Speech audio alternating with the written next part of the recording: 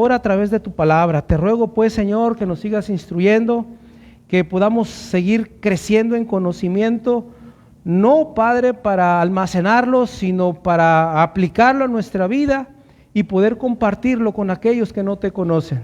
Porque hay una realidad que es lamentable en nuestro mundo, y es que muchos no conocen tu palabra, no conocen tu verdad, y por ende no te conocen a ti, Señor.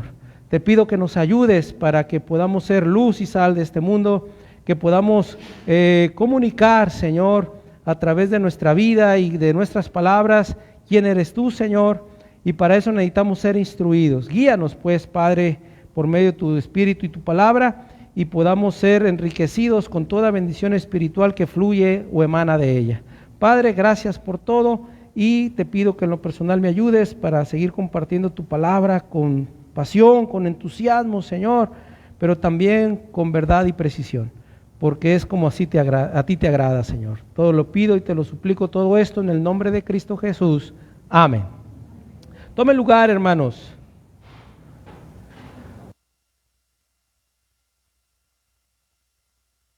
Pues, hermanos, con Esdras llevan una serie de mensajes, ¿verdad?, que lleva por título el Manual de la Madurez, ¿verdad?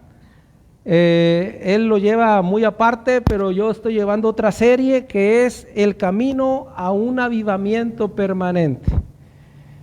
Vamos avanzados, hermanos. Nos hemos dado a la tarea de compartir de manera expositiva y consecutiva las Escrituras, y tomamos la carta de Pablo a los Romanos para que nos sirva como base para la instrucción de cada uno de ustedes, hermanos.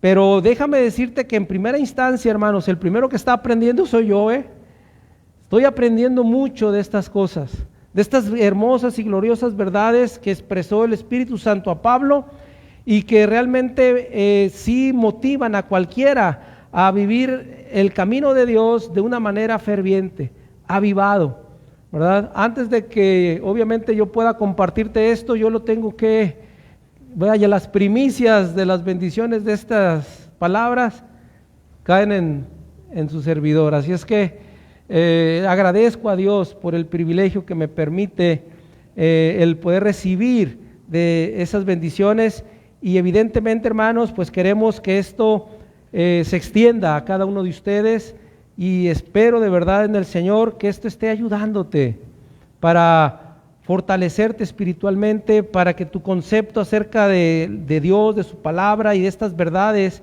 que hemos estado analizando en la carta a los Romanos pongan el cimiento para que al andar por el camino de Dios que nos va a llevar toda esta vida, lo podamos hacer de manera ferviente o de manera avivada. Bueno, déjenme recordarles, hermanos, que en el mensaje anterior que yo compartí sobre este tema, confirmamos que la ley o los mandamientos divinos fueron y hasta hoy son, hermanos, para poder mantener la vida y no para obtener vida. Esto es tan evidente, hermanos, que en el sentido humano o físico sabemos que no hay ninguna ley establecida por el gobierno que pueda producir vida, ¿o sí? No, ¿verdad? Por ejemplo, si alguien es asesinado y la persona asesina es castigada con cadena perpetua, ¿eso le da vida al que murió? Pues no, ¿verdad? O sea, la ley no da vida, no puede dar vida. Pero la ley puede contribuir para mantener vida. Porque si la ley dice no mates, y si tú no matas, pues se conserva la vida. O sea, es algo así de lógico. Bueno, la ley de Moisés, la ley dada por Dios a Moisés, no podría producir vida eterna o vida espiritual. Pero sí ayudaba a mantener esa vida espiritual ferviente para con Dios. Y es lo que Pablo estaba compartiendo ahí en Romanos capítulo 7. Recuerden que ahí vamos. Romanos capítulo 7, vimos versículos 10 y 11, en donde Pablo decía: y hallé que el mismo mandamiento que era para vida, a mí me resultó para muerte. O sea, él llegó a entender o a creer que si él obedecía la ley de Moisés, él podría llegar a tener vida espiritual y vida eterna. Por eso él menciona esto, ¿no? De que él pensando que por cumplir el mandamiento esto le iba a dar vida, dice, pero lo que pasó fue que el mandamiento, al decirme que no lo podía cumplir, el mandamiento me condenó, o sea, me llevaba ¿a dónde? A la muerte, me resultó para muerte. Porque el mandamiento me dice, no cumpliste, y el pago por no cumplir el mandamiento es la muerte. La paga por el pecado es muerte. Entonces, eso es lo que Pablo estaba diciendo aquí, y por eso la conclusión de nosotros de que la ley no puede producir vida, pero sí puede mantenerla, ¿no? Y, o sea, el mandamiento mantiene el poder estar pues con una vida que agrada realmente a Dios, ¿no? Mantener esa relación correcta con Dios, hablando de la ley de Moisés, ¿verdad? Bueno, y lo segundo que vimos, ¿verdad? Es que la ley de Dios es para evitar el caer engañados por nosotros mismos, al considerar que podemos llegar a ser buenos o justos por nosotros mismos a través de las obras o el comportamiento personal. Es lo que dice Pablo en pocas palabras en el versículo 11. Dice, porque el pecado tomando ocasión por el mandamiento me engañó y por él me mató. O sea, Pablo está diciendo, yo mismo me engañé creyendo que si yo guardaba el mandamiento yo iba a tener vida, pero por causa de conocer verdaderamente el mandamiento me mató. O sea, me dijo que yo estaba muerto por causa de mi pecado delante de Dios y que yo merecía la muerte por causa de mi pecado, ¿no? Bueno, en los siguientes versos, hermanos, veremos un poco sobre cómo la ley de Dios puede reflejar la pecaminosidad del pecado. ¿Cómo la pecaminosidad del pecado? ¿Qué no es lo mismo pecaminosidad que pecado? Ya lo estoy metiendo en problemas, de verdad. Bueno, evidentemente no es lo mismo, pero ahorita lo voy a tratar de explicar. Yo sé que si te queda claro es por el Espíritu Santo, no es porque yo lo diga bien, no es porque el Espíritu Santo nos guía. Pero vamos a ver, ¿verdad? A través de los siguientes versículos, el estado o condición, ¿verdad? Decíamos que la ley de Dios puede reflejar la pecaminosidad del pecado. Mira, la palabra pecaminosidad es la cualidad, estado o condición de algo o aquello que se considera pecado. Se refiere a los actos, pensamientos y actitudes que se desvían de las normas o mandamientos divinos, denotando impureza, corrupción moral y una inclinación constante a cometer pecado. Vamos a decir que la pecaminosidad del pecado es lo cochino del pecado, pues. ¿Qué tan sucio es el pecado? ¿Qué tan oscuro es el pecado? Eso es lo que queremos resaltar con la pecaminosidad del pecado. Porque a veces el pecado se ve atractivo, ¿o no? El pecado se ve apetecible. El pecado se ve hasta beneficioso en algunos momentos. Se ve conveniente. Es que es lo que más me conviene. Mentir, pues sí, es que si no miento me voy a echar yo solo la soga al cuello. O sea, a veces el pecado se ve como conveniente. Pero lo que Pablo va a hablar ahora, de lo que va a tratar, es ayudarnos a entender cuán sucio, cuán terrible, cuán horrible, cuán oscuro es el pecado. Por eso se va a hablar de la pecaminosidad del pecado. ¿Sí me expliqué? ¿Sí está más o menos clara la idea? Espero que sí.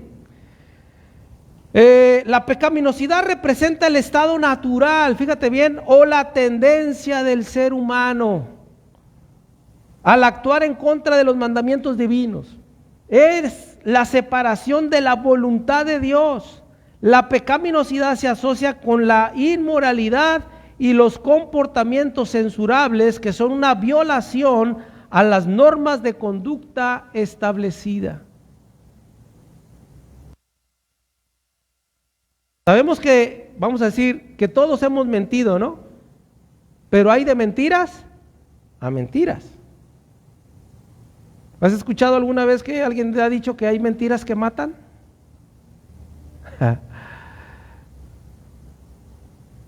Hay mentiras que son muy dolorosas, son muy terribles en consecuencia en relación a las vidas de las personas.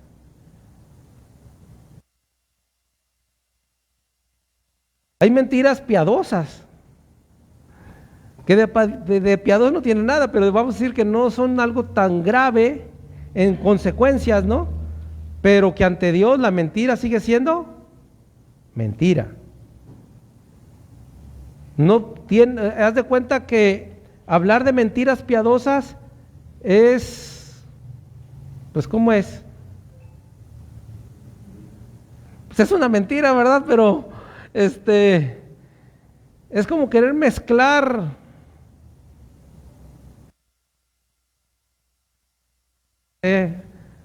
azúcar con aceite, azúcar con sal, ¿no? O algo así, no sé cómo sería. Pero es como que chocan pues una cosa con la otra. ¿Cómo puedes, mezclar la piedad que tiene que ver con todas aquellas cosas que te acercan a Dios con mentira, que es pecado, y el pecado siempre te separa de Dios? O sea, no puede haber mentiras piadosas, no existen pues. Es una mentira el creer en las mentiras piadosas. Pero esta es la situación, ¿verdad? De que Pablo va a hablar de esto resaltando aspectos muy fundamentales en relación a la ley. Y comenzamos, hermanos, con lo primero, versículo 12. Romanos 7:12. ¿Qué nos dice ahí?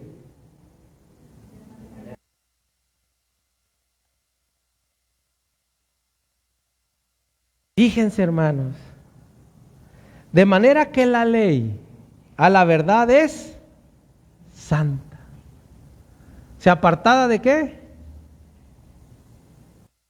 De pecado y de todo lo que tiene que ver con el pecado.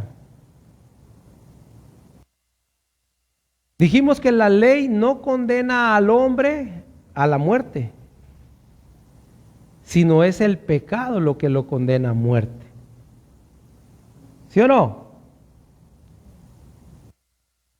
La ley es dada para que se reconozca precisamente el pecado y se entienda que hay una consecuencia del pecado.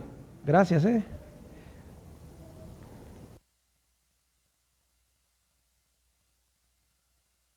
Es como cuando una persona culpa a las leyes o al juez de que lo condene a 40 años de prisión porque mató. ¿Quién lo condenó? ¿La ley? ¿El juez? ¿O su acto de asesinar a una persona? Pues es claro que fue su acto lo que lo condenó a estar en la cárcel, solamente que obviamente hay un código legal que se tiene que seguir, y ese castigo del legal por un delito de ese tipo era 40 años, por decir algo, ¿no? Yo no sé cuánto sea, pero o cadena perpetua. O sea, y que la persona está enojada contra la ley porque lo condenó perpetuamente a estar en la cárcel. La ley no te condenó, te condenó tu acto. Y delante de Dios, hermanos, tú y yo tenemos que aprender a ver la ley de Dios como buena, justa y santa. ¿Por qué tendría yo que negarme o ver de mala manera los mandamientos, la instrucción dada por Dios, el consejo de Dios en las Escrituras? Es que la Biblia, yo no sé por qué dice esto, por qué. O sea, hay gente que se puede incomodar, molestar, pero la ley de Dios es buena, perfecta y santa. Una persona que está convencida realmente de esta verdad, por eso anhela la palabra de Dios. Quiere conocerla, quiere leerla, quiere estudiarla, quiere aplicarla, quiere creerla, quiere vivirla.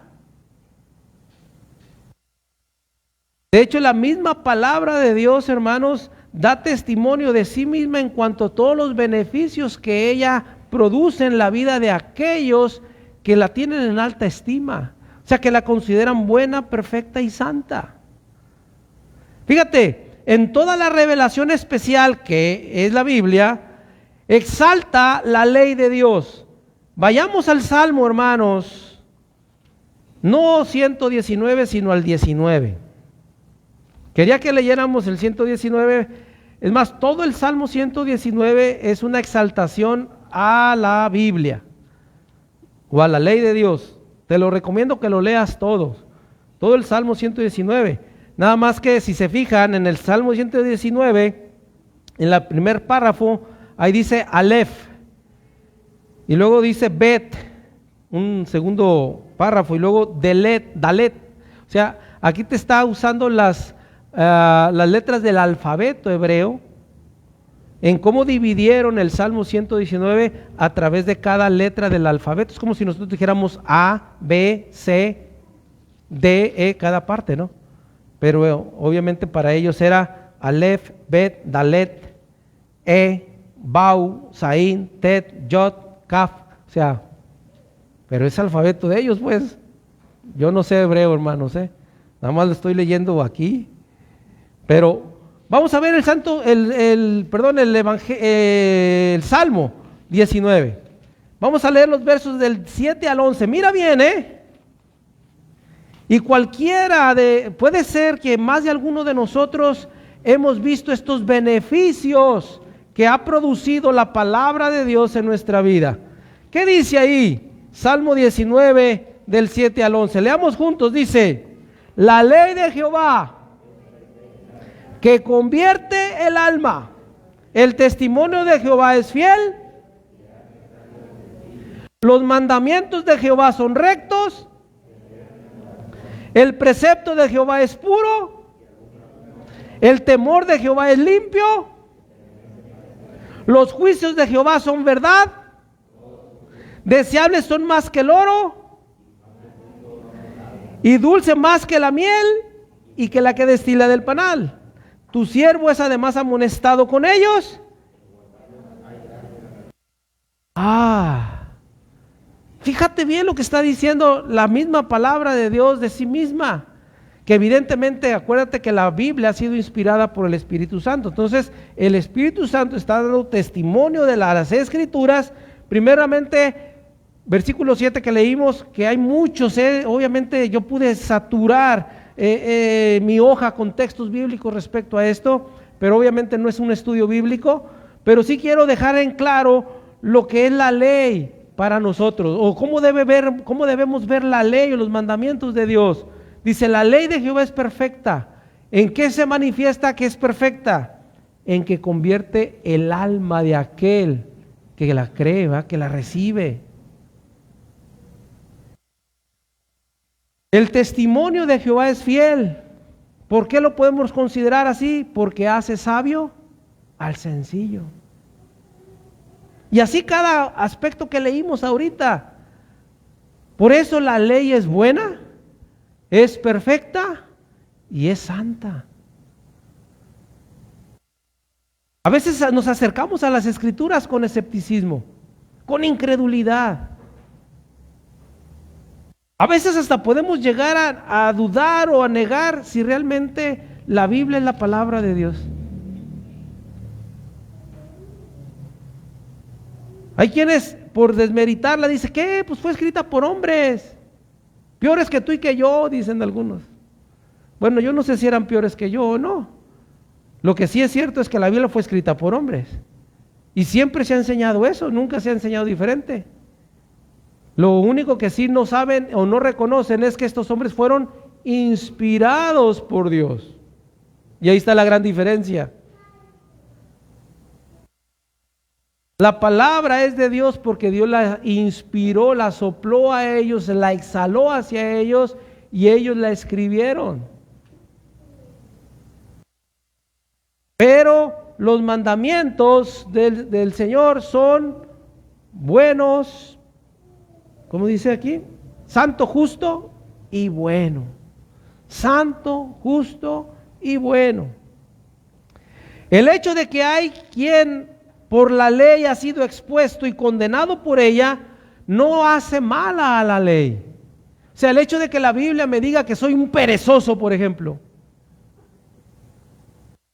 no me puedo enojar con Dios porque la Biblia me dice que soy perezoso y que yo la empiezo a relegar o a ignorar o a desechar en mi vida porque me expone. Que soy mentiroso. Puedo, ¿verdad?, inconformarme, pero lo que queda en evidencia, precisamente que la ley, ¿qué? Es santa, es justa y es buena. Tanto es así que expone todo lo malo, lo injusto y lo perverso que somos. A veces yo puedo pensar que soy buena persona, pero la Biblia, ¿cómo me expone? A veces puedo pensar que yo soy una persona honesta, pero resulta que no lo soy, que soy deshonesto, que soy bien portadito, ¿verdad? Que tengo pensamientos puros y a lo mejor me presenta como una persona lujuriosa y perversa. Miren, la Biblia dicen algunos que puede considerarse que es como el espejo de tu alma. Si tú te paras ante un espejo, y más en esos que tienen aumento ahorita, ¿cómo se te ve la cara? Bueno, aparte de más grande. Te muestra todo lo que tienes, que tú al principio parece que no ves, ¿verdad? Pero todas las líneas, todas las imperfecciones de tu piel, todos los granitos, todas las manchas. Pues así es la Biblia exactamente. Por eso, no, o sea, mejor así me quedo. Qué riesgoso es poderte quedar así. Porque debes saber que Dios te va a juzgar un día. ¿Y qué crees que va a tomar para referencia del juicio? Su ley. Pues ¿qué más? ¿O qué otra cosa? Si Él, siendo juez y siendo justo, ¿qué va a tomar por referencia? Pues la ley, sus mandamientos. ¿Y yo prefiero ignorarlos o desecharlos? Es muy peligroso, ¿no lo crees? Entonces, el hecho de que la ley me exponga no quiere decir, ¿verdad?, que es mala.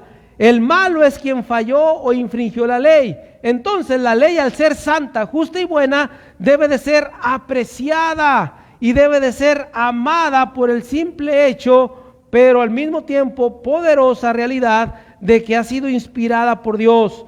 Nos dice el apóstol Pablo en 2 Timoteo 3:16 que toda la escritura ha sido inspirada por Dios y es útil para enseñar, para redarguir, para corregir y para instruir en justicia. Fíjate los beneficios. En apariencia puede parecer que es más fácil vivir una vida de deshonestidad, de pecado, de maldad, de placeres. Eso puede parecer más sencillo, pero es el camino falso o es la puerta falsa que el diablo le pone a la mayoría de la gente, porque en cuanto abren la puerta se dan cuenta de la infelicidad, la amargura, la frustración que genera ese estilo de vida, esa forma de vida en el pecado. Porque el pecado nunca ha traído satisfacción, paz, tranquilidad, bienestar a la vida de una persona. Y menos delante de Dios. Si humanamente no, imagínate espiritualmente. No se puede. Entonces, dice que toda la escritura es inspirada por Dios y útil. Pero es útil cuando se enseña, es útil cuando me redarguye, es útil cuando me instruye, es útil cuando me corrige. Sí, porque a veces no, pues que casi queremos que se haga como automático. Es que ya fui a la iglesia y ya escuché la predicación Y a lo mejor hasta te aprendiste algo y qué bueno si alguien así lo hace y así debemos ser. Pero si yo no dejo que la Escritura me enseñe, me regañe, porque eso significa redarguir, dejarme regañar por la Escritura, para que me corrija y me instruya en la justicia, ¿qué beneficio entonces puedo recibir de las Escrituras? ¿Nada más oírla por oírla? Oírla por oírla no nos trae ningún beneficio. ¿Leerla por leerla? Pues a lo mejor el beneficio básico, fundamental que puedes tener es solamente un mero conocimiento, pero a veces ni así. Tienes que, es como todo en la vida, ¿no? Cosas que realmente valen la pena tienes que aprender a dejarte enseñar, ¿o no es cierto? Tienes que dejarte enseñar. Y obviamente Dios a través de su palabra te enseña todo lo que es santo, justo y bueno. Así es la ley para mí. Así es los mandamientos de Dios para mí. Y así es como evidentemente todo hijo de Dios debe ver la ley, la palabra de Dios, pues, en su conjunto. Por eso, ante cualquier situación, ¿qué tendría que hacer? Ir a la palabra de Dios. Ya sea para bien o para mal. Pero ¿a dónde tengo que ir? A la palabra de Dios. Hoy en día son pocas las personas que buscan apoyo, respaldo, consejo bíblico. Se los digo por conocimiento de causa, hermanos. Muy poca gente se acerca para decir, oiga, hermano, quisiera un consejo bíblico, un consejo de Dios sobre este asunto.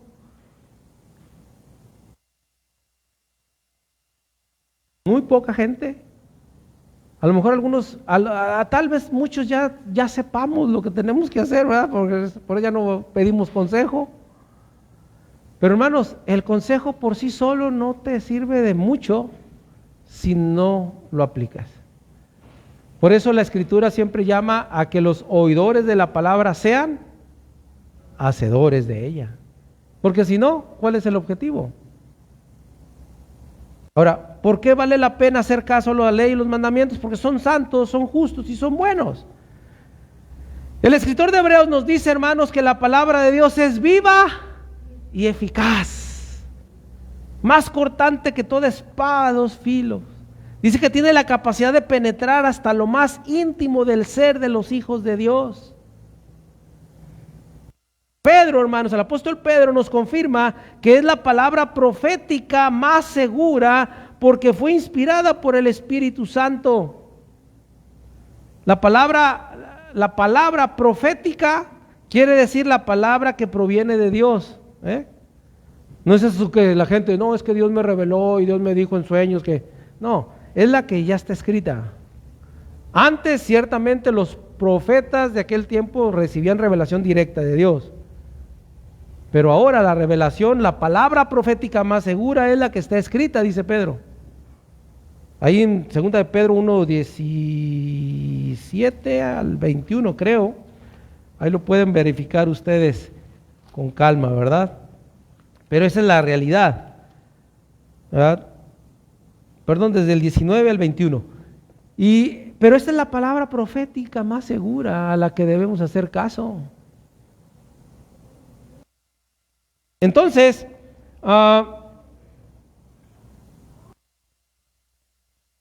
en el Salmo 119 se expresa lo beneficiosa y maravillosa que es la ley divina, que produce un sincero amor por ella. Amar la ley es igual a amar a Dios. Dice el Salmo 119 en el versículo número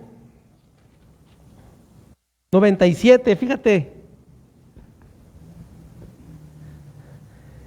Y deberíamos de considerar si nosotros podemos expresar esto que dice ahí. Salmo 119, 97, ¿qué dice?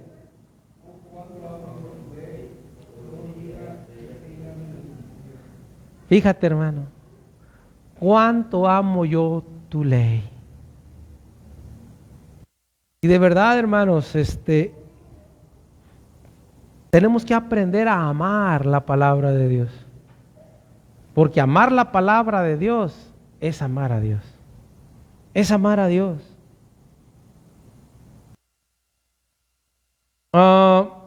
Jesús dijo, el que me ama, quise decir dos palabras al mismo tiempo. El que me ama, guarda mis mandamientos. O sea, como el amor a Dios siempre va implícito, ¿qué? Su palabra, sus mandamientos, sus leyes, o sea, etcétera. No puede estar separado. No puedes amar a Dios sin amar su palabra. ¿Cómo demostramos que amamos a Dios y su palabra? Obedeciendo, ¿verdad? Los mandamientos, haciendo lo que Dios nos dice.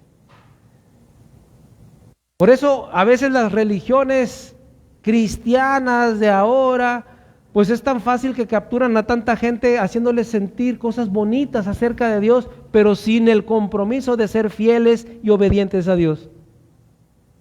Son cristianos y son salvos y son dignos de toda bendición de parte de Dios, pero viven mintiendo, maldiciendo, emborrachándose, adulterando. O sea, ¿puedes creer eso en base a esto que estamos viendo? Ya les han dicho mentiras piadosas. Ya dijimos que son puras mentiras. No existen las mentiras piadosas. Tú no amas porque eres sincero. Si tú sentiste eso bonito aquí, es del Espíritu Santo, es Dios. Ay, qué bueno, sentí al Espíritu aquí, sentí. Pero si no te motivo para tener una transformación de vida, ¿de qué te sirvió tu sentimiento? Digo, a las personas, ¿verdad?, que andan por allá sintiendo bonito. No se trata de sentir bonito, se trata de ser ¿qué? Santos, justos y buenos. De eso se trata. Pero basados en ¿qué? En los mandamientos de Dios, no en tus criterios, no, porque a lo mejor en nuestros criterios ya somos, ¿no? Ya yo los veo aquí que todos son muy buenas personas. Pero si Dios tuviera que calificarnos, que de hecho lo hace, ¿cómo parecemos? Caray, como que Dios nos baja de la nube, ¿no? ¿Verdad que sí? Dios sí nos baja de la nube. Porque a veces sí nos hemos ido en una nube pensando que somos buenas personas, cuando en realidad a veces somos todo lo contrario. No voy a decir más. Lo siguiente que podemos ver, hermanos, vayamos nuevamente a Romanos capítulo 7. Versículo número 13. Romanos 7:13, ¿qué dice?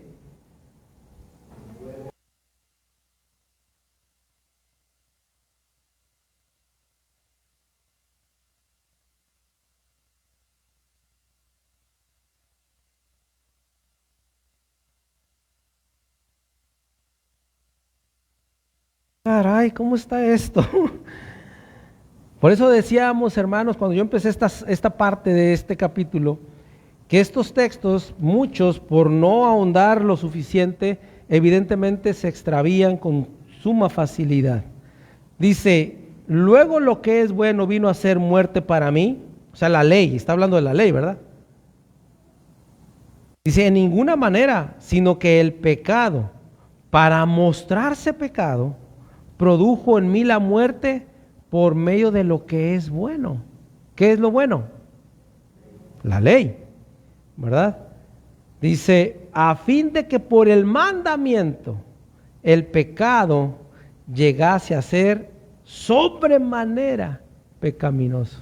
O sea, al ver el mandamiento y ver mi comportamiento, me doy cuenta que soy sobremanera pecaminoso. O sea, es lo que está diciendo aquí Pablo. Me llego a dar cuenta de la realidad de mi condición espiritual. Y es por eso que eso nos lleva siempre a Jesús, nos lleva siempre a la cruz para pedirle perdón. Mira, en nuestras oraciones, siempre, siempre, todos los días, cada día, tenemos que ir a los pies de Jesús pidiendo perdón por nuestros pecados. Todos los días. No podemos llegar a pensar que, no, se me ha que ahora la libré. No. Todos los días tenemos que ir a sus pies para pedirle perdón.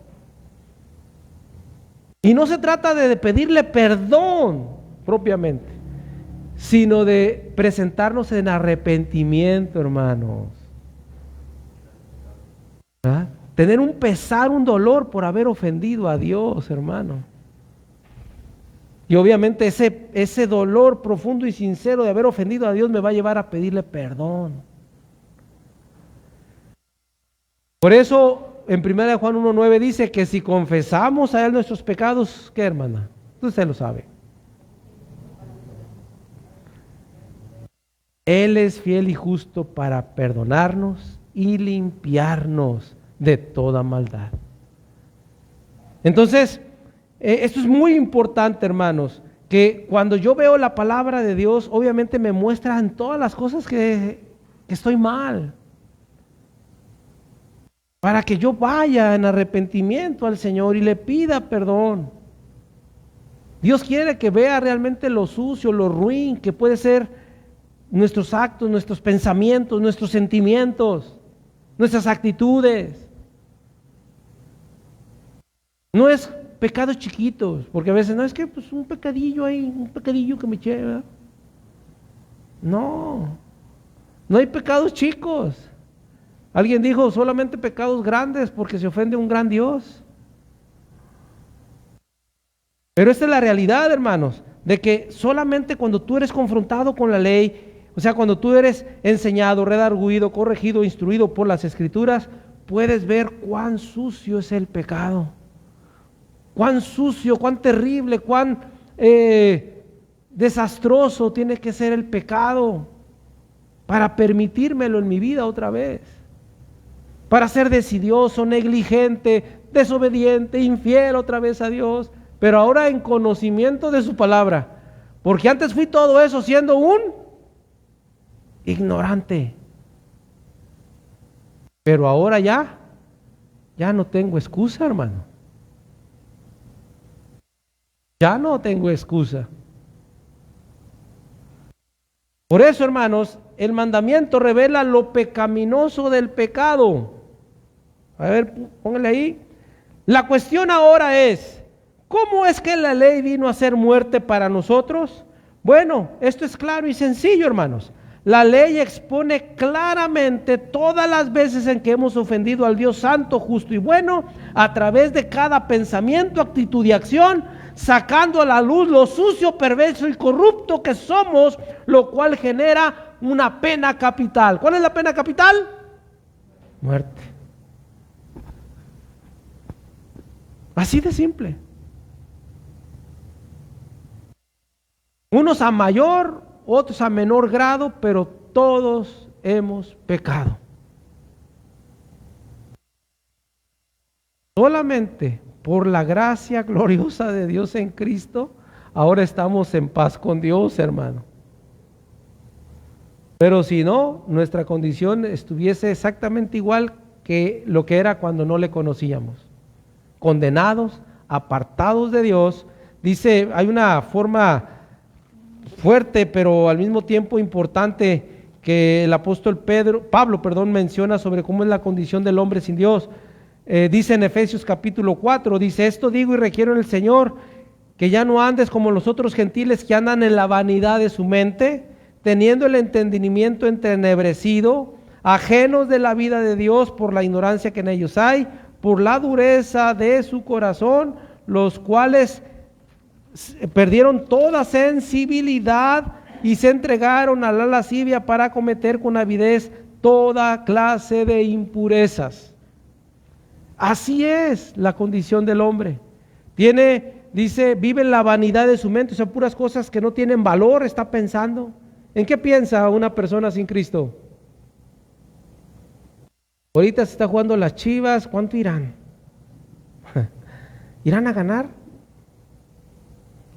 Estoy pensando en mañana voy a ir a chambear, la novela se quedó bien buena para no perderme la mañana, a ver, la vecina, no, es una vieja problemática, a ver, ahora le voy a echar yo la basura.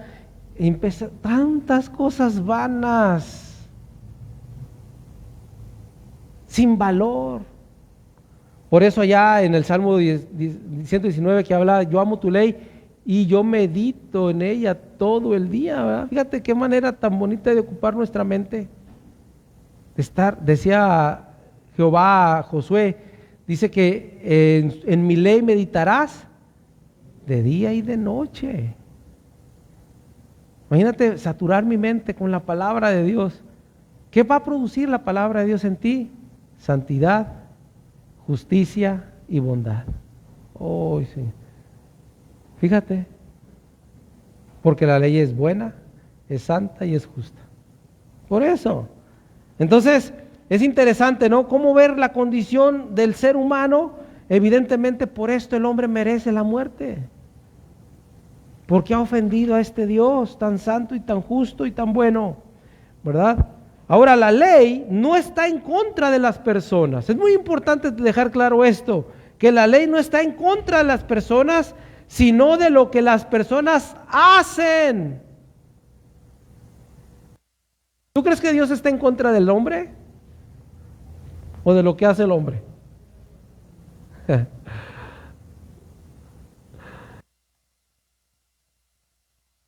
¿Qué es lo que merece lo que hacemos nosotros? ¿Verdad? Pues el castigo. Merecemos castigo.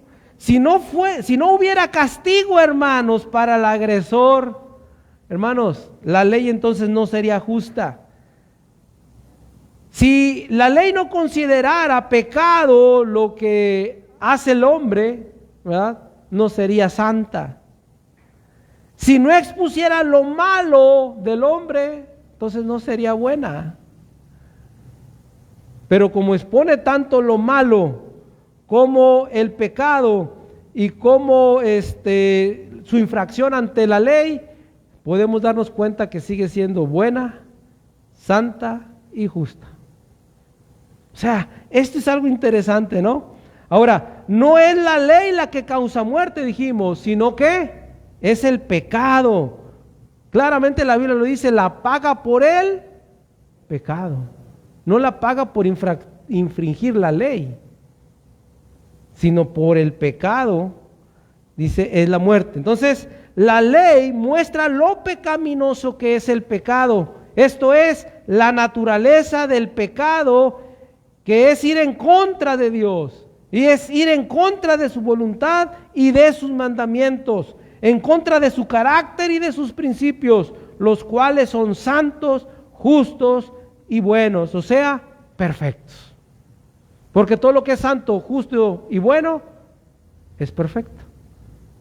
Por eso tú y yo no podemos ser perfectos. ¿Por qué? Porque ni somos ni santos, ni justos, ni buenos. Cristo nos ha investido con su justicia, su santidad y su bondad. Por eso Dios nos ve como justos, como santos y como buenos. Es como si yo trajera una bata aquí de doctor y un estetoscopio, ¿verdad? Cualquiera que me viera, que dijera, ay, ahí está un doctor, sin saber que nunca fui a la escuela de medicina. Pero por mi vestidura, dijera, es un doctor. Pues cualquier persona que te ve vestido de Cristo, de cristiano, dice, esta persona es buena persona. Pero es porque estás vestido de Él. Él te vistió con su presencia. Por eso somos ante Dios santos, justos y buenos. Pero nomás nos quitara el Señor su vestidura, ¿qué queda? Injusticia, maldad, pecado. ¿Sí? Esa es la gran diferencia. Por eso dice que estamos revestidos de Él. Estamos revestidos de Él. Y por eso Dios nos acepta. Gloria a Dios, ¿verdad? Entonces, hermanos, Dios ha dado su ley a fin de que por el mandamiento el pecado llegase a ser sobremanera pecaminoso, o sea, para que se vea como lo más indeseable, lo más terrible, lo más grave y lo más perverso que hay en el mundo. Es por eso, hermanos, que el anhelo más profundo de alguien que conoce a Dios es rechazar el pecado, es aborrecer el pecado en él. Eso. No es que nos admiremos de que haya gente mentirosa, blasfema, adúltera, ladrona. No nos admira, porque es más, de ahí nos sacó el Señor a muchos de nosotros, o a todos los creyentes, ¿no? Nos ha sacado de esa vida de idolatría, de lujuria, de borrachera, de drogadicción, de que sea, de lo que sea. Dios nos sacó de ahí, pues no nos admira. Lo que sí que para nosotros, de manera personal, deseamos rechazar el pecado en nosotros. ¿Y cómo se muestra, hermanos, de una manera muy evidente o clara ese rechazo por el pecado? Cuando anhelas la santidad. Solamente, hermano. ¿Qué es la santidad? Todos sabemos. Es apartarse del pecado. Es eso. Y si ya fui vestido de santo, entonces, a portarme como santo. No lo vamos a hacer perfectamente, hermanos. Nadie lo puede hacer. Pero podemos ser fieles. Por eso cuando fallemos en nuestra santidad hay que pedirle perdón. Cuando no seamos lo justo o no hagamos lo justo, hay que pedir perdón. Cuando no actuemos de manera bondadosa, hay que pedir perdón. Que eso sucede todos los días. ¿O no? ¿Verdad que sí? Entonces hay que pedir perdón todos los días. Y agradecerle que siga vestido de Cristo.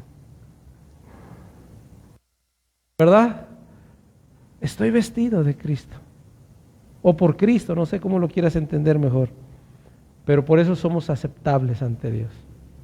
¿Verdad? Bueno, estos son dos textos bien interesantes, ¿verdad? Que hemos podido ver. Y aquí vamos a dejarle, hermanos.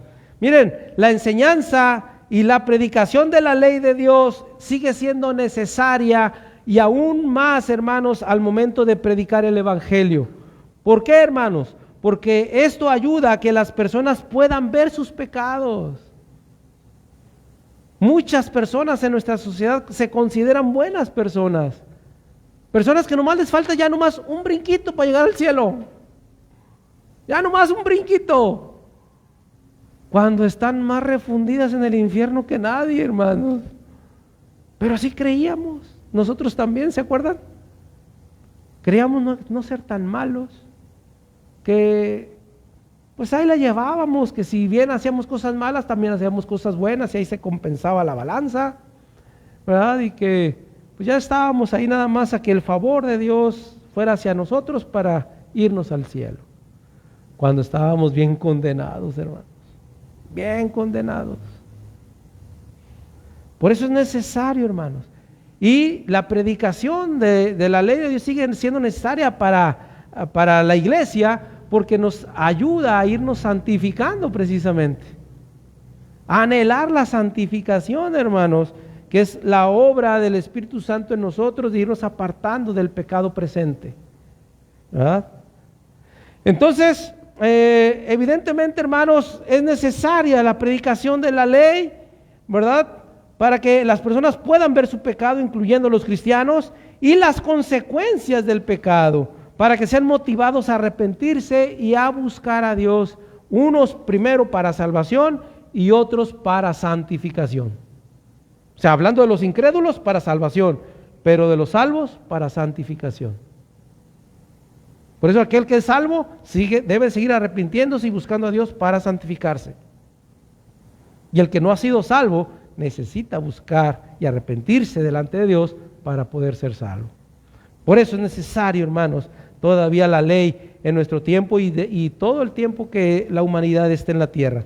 En relación a los creyentes, hablar de la ley nos motiva a buscar la santidad y conocer la mejor manera de vivir para la gloria de Dios, honrándolo y sirviéndolo por los motivos y las razones correctas, para mostrar las actitudes adecuadas, hermanos. Porque muchas veces, aún cosas tan simples como asistir a la iglesia, a la reunión, ¿qué es lo que te motiva a estar aquí, por ejemplo? ¿Qué es la razón, el motivo por el cual estás aquí? ¿Qué es lo que te motiva a meter tu mano a tu bolsa para ofrendar? ¿Qué es lo que te mueve al momento de ponerte de pie y usar el instrumento que Dios te ha dado para alabar lo que es tu voz? Porque todos aquí tocamos un instrumento que es nuestra voz. Pero ¿qué es lo que te mueve? ¿Qué es lo que te motiva a venir? A lo mejor algunos hasta digan, ay, para librar un poco del calor porque ahí ayer aire acondicionado. ¿Qué motivo tan banal, verdad? Es que vine a ver a alguien, porque aquí, no. Qué motivo tan triste, ¿no? Voy a ver qué saco de ahí de los hermanos. Y peor todavía. O sea, tenemos que reconocer los motivos correctos. Si no es Dios, si no es lo que Dios es y lo que Dios ha hecho, creo que no, todavía necesitas depurar tus motivaciones. Si no es por lo que Dios es y lo que ha hecho, te falta depurar tus motivaciones. Así es que considéralo. Ahorita hablamos por el mandamiento, ¿verdad? Ahora yo puedo recibir de Dios esa santidad, esa justicia, esa bondad, ¿verdad? Y me ilumina para tener claro lo sucio y perverso del pecado. ¿Tú anhelas el pecado? Piénsalo un poquito. ¿Anhelas todavía tu vida de pecado, de maldad? Si todavía anhelas eso es porque todavía no has entendido lo excelente de la gracia de Dios. Entonces te falta conocer más la palabra de Dios. Porque cualquier persona que ha sido impactada por la gloriosa gracia de Dios, lo que menos desea es volver atrás. Volver a su pecado, volver a la maldad, volver a la ignorancia. ¿Pero por qué hay quienes lo hacen? Porque nunca llegaron a entender la gracia de Dios.